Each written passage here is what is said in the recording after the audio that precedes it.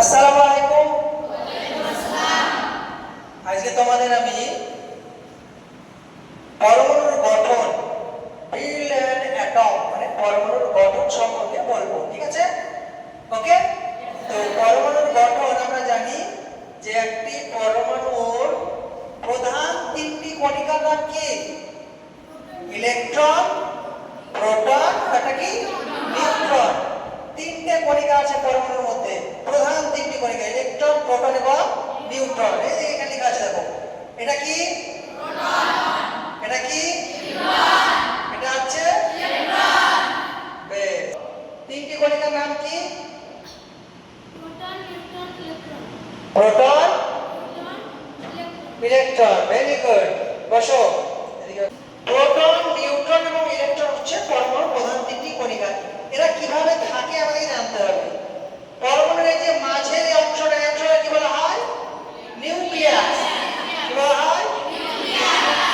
Nucleus বলা হয়। এই নিউক্লিয়াসের মধ্যে থাকে কে? প্রোটন থাকে আর নিউট্রন থাকে। দেখবে এইগুলিকে এখানে নিয়ে আসলে এরা থাকবে না, এরা এদিকে যদি নিয়ে যায় এখানে এরা থাকবে না। থাকবে? আছে এরা? তাহলে প্রোটন কোথায় থাকে? নিউক্লিয়াসে থাকে, মানে এইখানে থাকবে নিউক্লিয়াস। আর একটা প্রোটন যখন থাকবে তখন তাকে কি বলবো?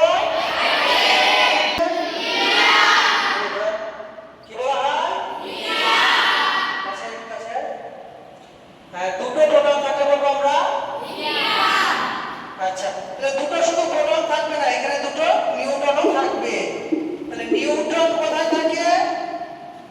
পরমাণু কোথায় নিউট্রন থাকে?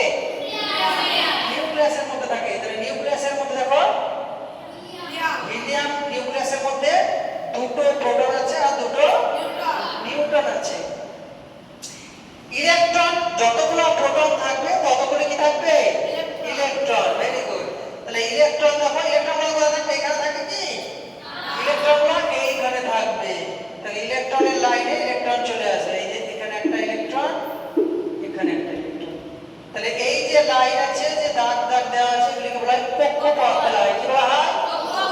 কক্ষপথ। পরমাণুর কক্ষপথ বলা হয়। এই কক্ষটার নাম হচ্ছে কে কক্ষ, এটার নাম হচ্ছে এল কক্ষ। এরকম ভাবে অনেকগুলো কক্ষ আছে।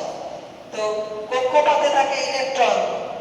তো একটা যখন আমরা দেখলাম প্রোটন ছিল তখন তাকে বলেছিলাম হাইড্রোজেন। দুটো প্রোটন থাকলে তাকে বললাম হিলিয়াম। এবার দেখছি তিনটে প্রোটন দিচ্ছি, তার নাম কি হলো বলো? তিনটে প্রোটনের নাম লিথিয়াম। তাহলে তিনটে প্রোটন থাকলে তিনটে নিউট্রন থাকবে